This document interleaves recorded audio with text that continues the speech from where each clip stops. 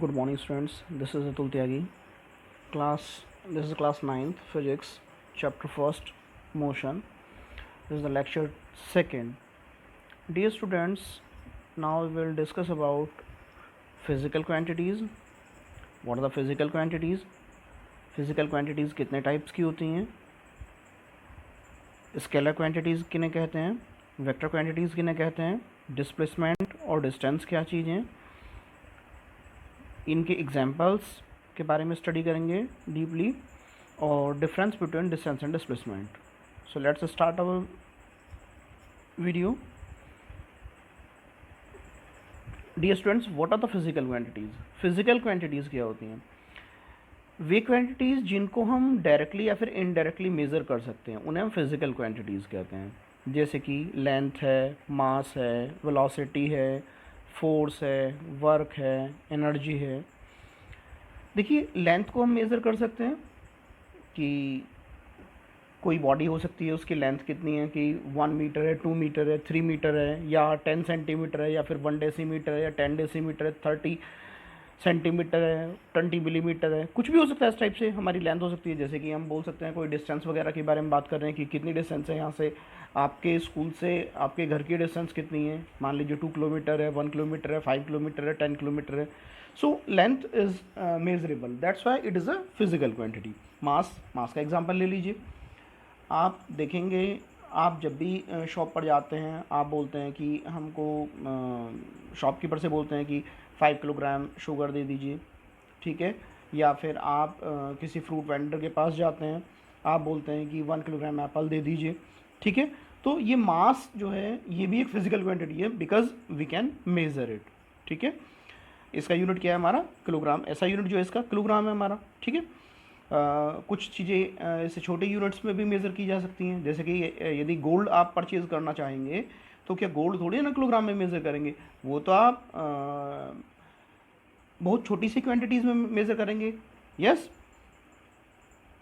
जिसे हम बेसिकली तोला बोल देते हैं. ये नॉर्मल लैंग्वेज में बोलते हैं. बेसिकली तो ग्राम्स में मेज़र होगा वो हमारा, 10 ग्राम्स के राउंड अबाउट होगा वो हमारा, या फिर मिलीग्राम्स में मेज़र होगा हमारा, ठीक है.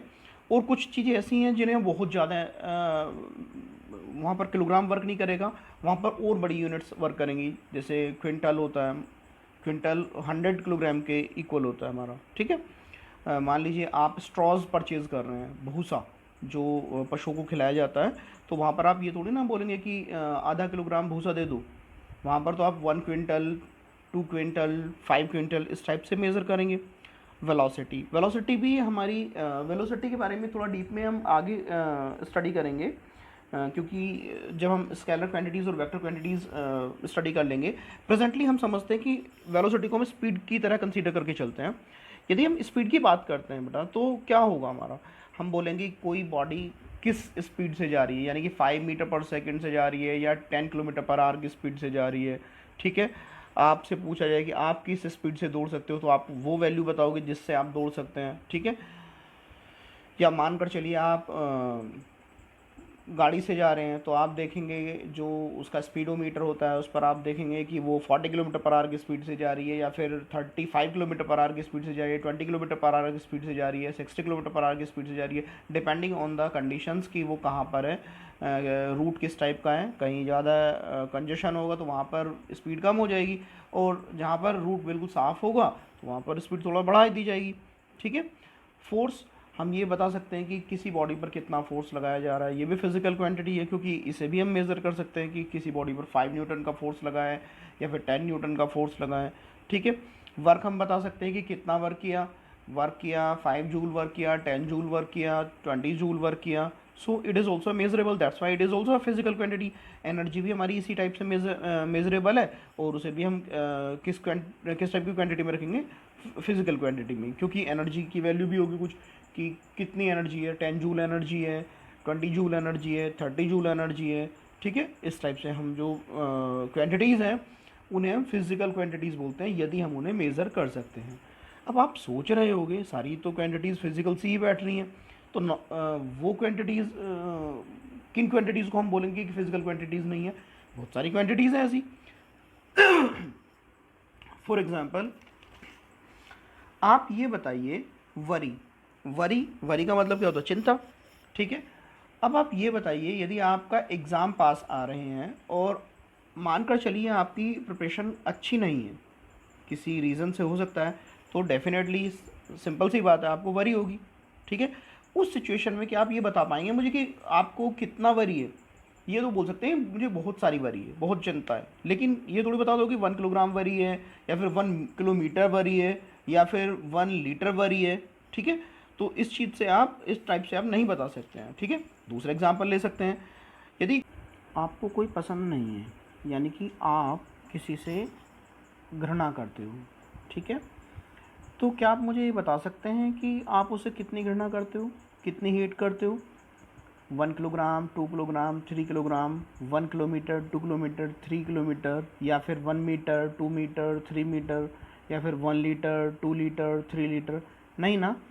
So it is also not a physical quantity, ये भी फिजिकल क्वांटिटी नहीं है। कंसीडर कर सकते हैं, आप किसी को कह सकते हैं विजडम, विजडम का एग्जांपल ले सकते हैं। यदि आप किसी को कहें कि उसके पास विजडम है, तो क्या आप ये बता सकते हैं कि कितना विजडम है? 1 किलोग्राम, 2 किलोग्राम, 3 किलोग्राम, या फिर 1 लीटर, 2 लीटर, 5 लीटर, या फिर 7 किलोमीटर, 3 किलोमीटर, 9 किलोमीटर? नहीं ना। सो it is also not a physical quantity. एक और एग्जाम्पल ले सकते हैं। आपको होप है कि आप इस बार 98% मार्क्स लेकर आओगे। ठीक है, आपको होप है कि आप 98% मार्क्स लेकर आओगे। क्या आप मुझे ये बता सकते हैं कि कितनी होप है आपको? 1 किलोग्राम, 2 किलोग्राम, या 1 लीटर, 2 लीटर, या 1 किलोमीटर, 2 किलोमीटर, कुछ इस टाइप से? नहीं बता सकते ना, क्योंकि हम इनको मेज़र नहीं कर सकते, और जब हम इन्हें मेज़र नहीं कर सकते तो फिजिकल क्वांटिटी नहीं होंगी ये हमारी। ठीक है, बात क्लियर है? यदि आपसे पूछा जाए कि आज, जैसा कि आपको पहले उम्मीद थी 98% मार्क्स की, और मानकर चलिए आपके 99% मार्क्स आ जाएं, तो आपकी खुशी बहुत ज़्यादा बढ़ जाएगी। ठीक है, क्योंकि आपकी उम्मीद से भी ज़्यादा आपको आउटपुट मिल रहा है। ठीक है, जितने की आपने एक्सपेक्टेशंस की थी उससे ज़्यादा आपको रिज़ल्ट मिल रहा है। ठीक है, तो क्या आप मुझे बता सकते हैं कि इस सिचुएशन में आप खुश तो होंगे, लेकिन कितने खुश होंगे? क्या आप बता सकते हैं मेज़र करके? नहीं ना। दैट्स वाई हैप्पीनेस, यानी कि खुशी भी हमारी इस टाइप से कोई फिजिकल क्वांटिटी नहीं कंसीडर की जा सकती। ऐसा ही एग्जांपल काइंडनेस का ले सकते हैं, ब्रेवरी का ले सकते हैं, करेज का ले सकते हैं, ईगो का ले सकते हैं, एंथुसियाज्म का ले सकते हैं, इविल का ले सकते हैं।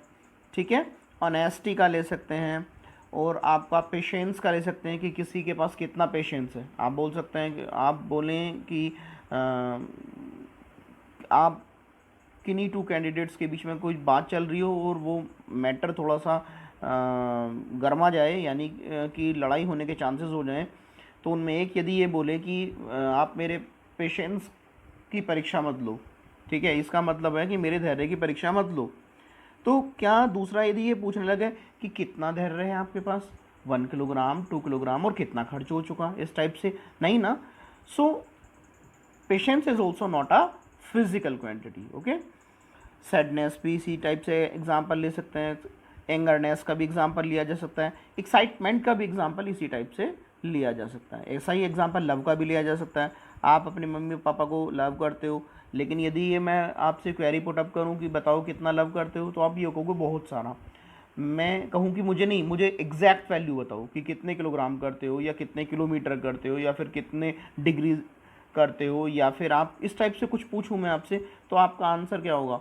कुछ आंसर नहीं होगा, आप यही बोलोगे कि बहुत सारा लव करते हैं। ओके, नाउ फिजिकल क्वांटिटीज़ जो होती है हमारी डिवाइड की गई हैं टू ग्रुप्स में।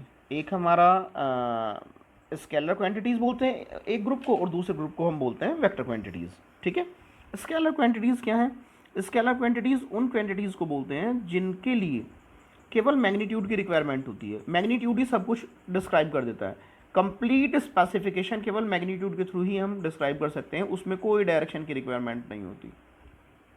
ऐसी क्वांटिटीज़ जिनमें केवल मैग्नीट्यूड की रिक्वायरमेंट होती है, डायरेक्शन की कोई रिक्वायरमेंट नहीं होती, और हम मैग्नीट्यूड के थ्रू ही पूरा का पूरा कंप्लीट स्पेसिफिकेशन दे सकते हैं उस क्वांटिटी का, इस सिचुएशन में उस क्वांटिटी को हम क्या बोलेंगे, स्केलर क्वांटिटी बोलेंगे। एग्जांपल ले सकते हैं, यदि हम एक सीमेंट का बैग हो, जो सीमेंट के कट्टे आते हैं, तो और उसका हमारे पास सीमेंट का एक बैग हो और उसका जो मास है वो 50 किलोग्राम हो, तो यही काफ़ी है बताने के लिए कि उसका मास 50 किलोग्राम है। हम ये थोड़ी ना बोलेंगे ईस्ट में 50 किलोग्राम है, या वेस्ट में 50 किलोग्राम है, या नॉर्थ में 50 किलोग्राम है, या साउथ में 50 किलोग्राम है, या फिर अप डायरेक्शन 50 किलोग्राम है, डाउनवर्ड डायरेक्शन 50 किलोग्राम है, ऐसा तो कुछ नहीं बोलेंगे।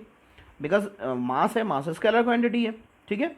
तो हमें कोई अदर रिक्वायरमेंट ही नहीं है किसी डायरेक्शन वगैरह की। ऐसा ही एक और एग्जांपल ले सकते हैं आप, यदि हम ये बोलें कि नॉर्मल ह्यूमन बॉडी का जो टेम्परेचर होता है 37 डिग्री सेल्सियस होता है, नॉर्मल ह्यूमन बॉडी का जो टेम्परेचर होता है वो 37 डिग्री सेल्सियस होता है। अब इतना ही काफ़ी है बताने के लिए, क्या ये थोड़ी ना बताएंगे कि नॉर्मल ह्यूमन बॉडी का जो टेम्परेचर होता है, यदि वो वर्टिकल पोजीशन में खड़ा हुआ है तो उसका 37 डिग्री सेल्सियस होगा, और यदि उसे हम रिवर्स डायरेक्शन में कर दें, यानी सिर नीचे टांग ऊपर कर दें, तो 37 के प्लेस पे 73 डिग्री सेल्सियस हो जाएगा। ऐसा थोड़ी ना हो जाएगा, वो तो वैल्यू सेम ही रहनी है। या फिर हम उसे लेटा दें तो वैल्यू चेंज हो जाएगी, हो सकती है क्या, नहीं हो सकती। या फिर हम उसे ईस्ट में लेटाएं तो इतना डिग्री सेल्सियस होगा, वेस्ट में लेटाएं तो इतना डिग्री सेल्सियस होगा, साउथ में लेटाएं तो इतने डिग्री सेल्सियस होगा, या फिर नॉर्थ में लेटाएं तो इतने डिग्री सेल्सियस होगा, नॉट पॉसिबल। सो ये चेंज नहीं होगा, ठीक है, ये हमारा कांस्टेंट रहेगा। और इस सिचुएशन में हम इसे कैसे क्या बोलेंगे, that is the scalar physical quantity, okay, और द स्केलर क्वांटिटी। और एग्जांपल हो सकते हैं स्केलर क्वांटिटी के, लेंथ हो सकता है, ठीक है, जिसे हम बेसिकली डिस्टेंस में हम बोल दें। यदि हम बोलें कि किन्हीं 2 पॉइंट्स के बीच की डिस्टेंस, मान लीजिए कोई 2 पॉइंट्स ए और बी हैं, उनके बीच की डिस्टेंस हमने 5 सेंटीमीटर ड्रॉ की है, तो इसमें हमें कुछ ये बताने की ज़रूरत नहीं है कि ये हमारा ईस्ट में है, वेस्ट में है, नॉर्थ में है, साउथ में है। So it is the distance और length, it is a scalar quantity. Volume, आपने मिल्क लिया, ठीक है, आप मिल्क लेकर आते हो, बोलते तो हो गया आप डेफिनेटली कि 1 किलोग्राम दूध दे दो, 2 किलोग्राम दूध दे दो, ठीक है ना। वो वास्तव में होता है 1 लीटर या 2 लीटर, इस टाइप से मेज़र किया जाता है। वॉल्यूम को लीटर्स में मेज़र किया जाता है, ठीक है, किलोग्राम्स में मेज़र नहीं किया जाता है। किलोग्राम में जो मेज़र किया जाता है, मास को मेज़र किया जाता है, ठीक है। वॉल्यूम हमारा या तो मीटर क्यूब में मेज़र होगा, सेंटीमीटर क्यूब में मेज़र होगा, डेसीमीटर क्यूब में मेज़र होगा, ठीक है, यानी क्यूबिक यूनिट्स होंगे कुछ हमारे, या फिर हमारा लीटर वगैरह में इस टाइप से मेज़र किया जाता है, ठीक है। एक और एग्जांपल दे दूं साथ के साथ, जब वॉल्यूम की बात ही चल रही है, बेटा हम जो प्योर घी लेने जाते हैं, देशी घी बोलते हैं जिसे हम, वो लेने जाते हैं, हम बोलते हैं 1 किलोग्राम दे दो। असल में वो 1 किलोग्राम मिलता ही नहीं है, वो 1 लीटर मिलता है, ठीक है, ध्यान रखना हमेशा, वो 1 लीटर होता है, 1 किलोग्राम नहीं होता है, ठीक है। स्पीड भी हमारा एक स्केलर क्वांटिटी है, ठीक है, और वर्क भी हमारा स्केलर क्वांटिटी है, डेंसिटी भी इसी टाइप से स्केलर क्वांटिटी है। वेक्टर क्वांटिटीज़ क्या है हमारी, वेक्टर क्वांटिटीज़ उन क्वांटिटीज़ को बोलते हैं जिनमें मैग्नीट्यूड की रिक्वायरमेंट तो होती ही है, लेकिन वो तब तक इनकम्प्लीट रहते हैं जब तक कि उनकी डायरेक्शन हम साथ के साथ ना बताएं। यानी कि वो क्वांटिटीज़ जिनमें मैग्नीट्यूड के साथ साथ डायरेक्शन की भी रिक्वायरमेंट होती है, ऐसी क्वांटिटीज़ को हम बोलते हैं वेक्टर क्वांटिटीज़। एग्जाम्पल हम ले सकते हैं, यदि हम बात करें किसी ट्रेन की कि 40 किलोमीटर जा रही, 40 किलोमीटर पर आवर की स्पीड से जा रही है, 40 किलोमीटर पर आवर की स्पीड से जा रही है, तो ये केवल स्पीड होगी। लेकिन यदि हम ये बोलें 40 kilometre per hour along the north, या फिर अलॉन्ग द साउथ, या along the east, along the west, इस टाइप से जा रही है, तो इसका मतलब है ये हमारा वेलोसिटी है, और वेलोसिटी हमारी वेक्टर क्वांटिटी है। यहाँ पर हमने ये तो बताया, पहली चीज़ जो मैग्नीट्यूड था वो था 40 किलोमीटर पर आवर, और डायरेक्शन क्या थी, नॉर्थ। सो यहाँ पर इस एग्जाम्पल में ये हमारी वेक्टर क्वांटिटी होगी, क्योंकि 40 किलोमीटर पर आवर जो बताएगा वो केवल स्पीड को बताएगा, लेकिन हमें डायरेक्शन भी बतानी है। तो यहाँ पर जो होगा हमारा 40 किलोमीटर पर आवर जो होगा, 40 किलोमीटर पर आवर ये तो स्पीड होगा, और जो डायरेक्शन है वो है हमारी नॉर्थ, ठीक है। सो हम कह सकते हैं velocity is speed with direction, okay.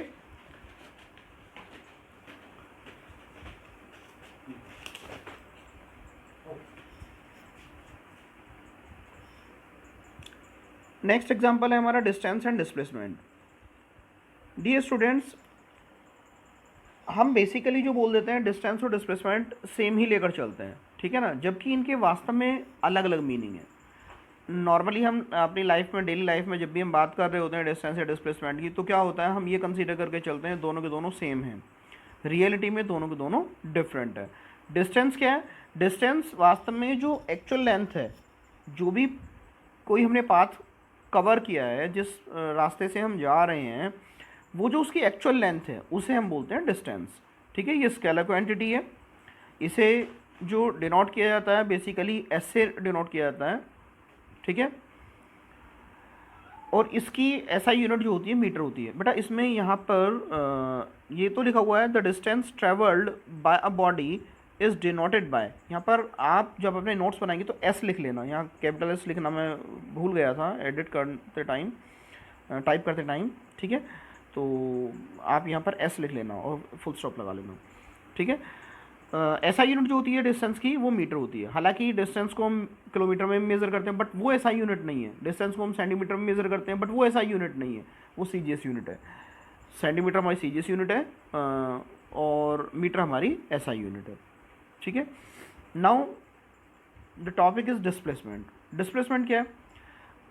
असल में जो हम पाथ कवर करते हैं वो हो सकता है कुछ कर्व भी हो सकता है, उसमें मोड भी होंगे, बैंड्स वगैरह भी होंगे बहुत सारे, तो वो तो एक्चुअल डिस्टेंस है।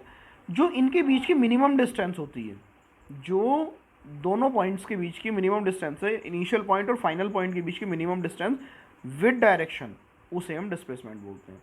मानकर चलिए ऐसा कंसीडर कर सकते हैं, एक ट्राइंगल ए बी सी है। ठीक है, अब आप पॉइंट ए पर हैं, ट्राइंगल ए बी सी है हमारे पास।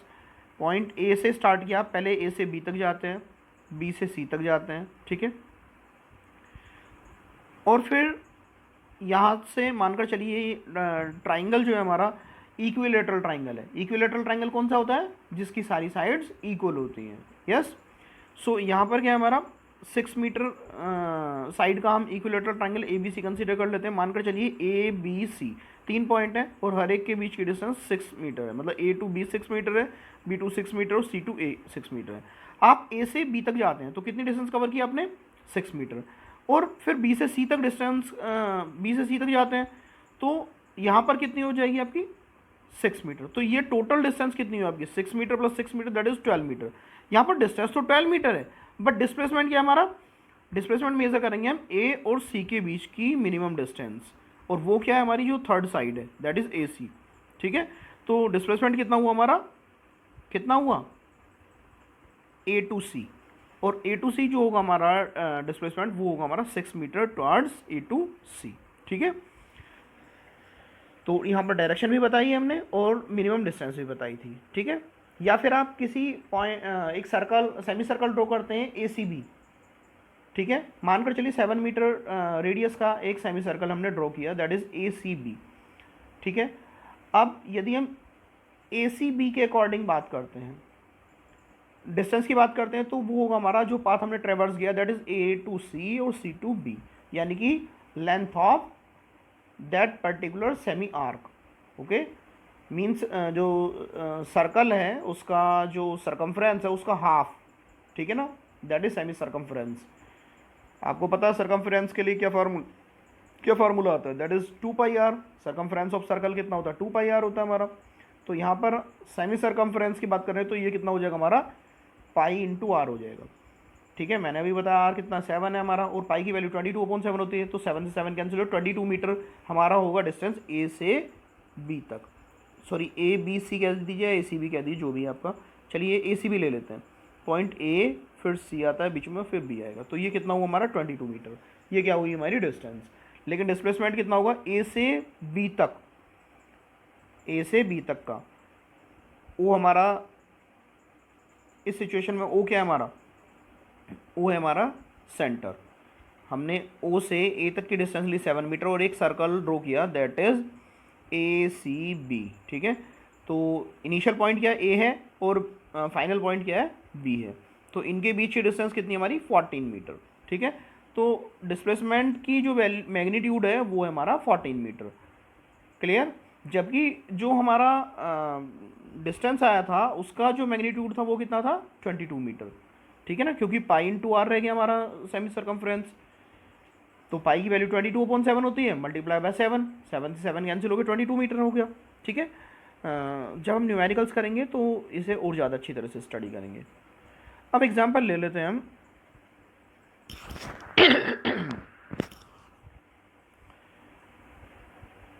डिस्प्लेसमेंट के एग्जांपल्स हैं, ध्यान से समझिए। If final position of body lies on the right of its initial position then the displacement of body is taken as positive. मानकर चलिए आपने नंबर लाइन ड्रॉ करनी आती है आपको, ठीक है, नंबर लाइन तो आपने ड्रॉ की है, मैथमेटिक्स में ड्रॉ की है। ज़ीरो लेंगे मिड में, फिर राइट साइड में 1 2 3 4 5 6 7 dot dot up to so on लेंगे, और इस टाइप से हम जीरो से फिर लेफ्ट में स्टार्ट करेंगे, -1 -2 -3 dot dot dot up to so on. ठीक है, इन्फिनिटी वो टेंड कर जाएगा पॉजिटिव डायरेक्शन में या राइट साइड डायरेक्शन में, और इन्फिनिटी तक ही लेफ्ट साइड डायरेक्शन में टेंड कर जाएगा। ओके, यहाँ से हम मानकर चलिए कोई आदमी ओरिजिन पर खड़ा हुआ है। If a man standing at origin means point O, ठीक है, या 0। अब वो 5 मीटर राइट साइड में चलता है, यानी कि पॉजिटिव डायरेक्शन में चलता है। ठीक है, अब यदि हम उसे कहते हैं कि 5 मीटर चलने के बाद वो पहुंच जाता है अपना जो भी डेस्टिनेशन है उसका, ठीक है, अब फिर हम उसे कहते हैं कि 2 मीटर बैक आना है, आपको वापस आना है, तो ये कहाँ पर आया, अब वापस आएगा तो 3 पर आ जाएगा, क्योंकि पहले 5 गया और फिर 2 मीटर बैक हुआ तो 3 मीटर रह गया हमारा वो। ठीक है, अब आप मुझे ये बताइए, ये इनिशियल पॉइंट यानी कि 0 से राइट में है लेफ्ट में है, जाहिर सी बात है राइट में। जब ये राइट में है तो ये कैसा हुआ, हमारा डिस्प्लेसमेंट पॉजिटिव हुआ। अब इसी केस को आप ऐसे समझ सकते हैं, पहले वो 5 मीटर जाता है, ठीक है, और फिर हम उससे कहते हैं 7 मीटर वापस चलना है, तो पहले 5 मीटर जाएगा, फिर 5 मीटर आएगा तो 0 पे आ जाएगा, और फिर 2 मीटर और चलना पड़ेगा क्योंकि 7 मीटर उसे चलना है, तो 2 मीटर, अब 2 आएगा -2 पर पहुंच जाएगा वो, तो ये क्या हुआ, नेगेटिव डायरेक्शन में हो गया, यानी लेफ्ट साइड में आ गया। तो यहाँ पर डिस्प्लेसमेंट कैसा हुआ, नेगेटिव हुआ।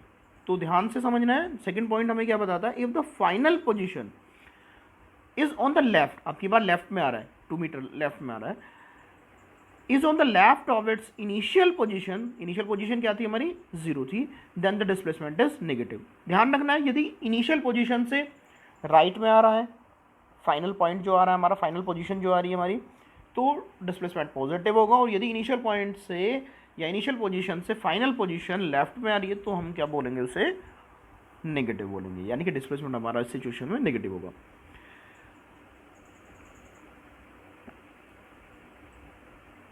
Dear students, I forgot one thing to tell you, that is displacement किसी भी बॉडी का हमारा वो पॉजिटिव भी हो सकता है, नेगेटिव भी हो सकता है, 0 भी हो सकता है। मैं उसी के बारे में बता रहा हूँ इस टाइम आपको।